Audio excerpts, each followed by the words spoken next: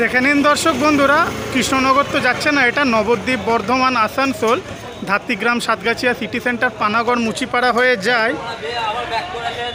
আর আপনি তো বাসের ড্রাইভার বাবু, নামটা আপনার? আলো। এদিকে সরে আসুন, এদিকে সরে আসুন।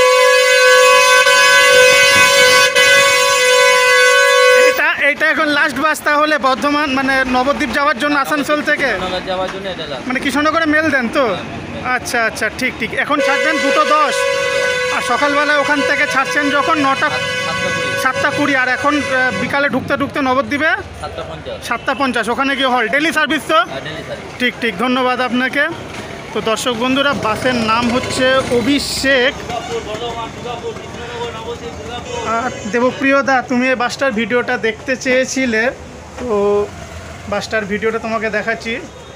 ঝাড়পোছ হয়েছে, একদম ঝাঁ চকচকে। ভেতরটা 2x2-তে সিট। আগে বেনাচিত্তি থেকে কৃষ্ণনগর চলতো মনে হয় এই বাসটায়।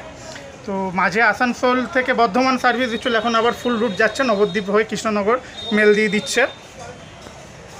2:10 এখান থেকে ছাড়বে। আর দেবপ্রিয় দা, তোমাদের বাসের ড্রাইভার বাবু কেমন আছে একটু বলবে ভিডিওতে আমার।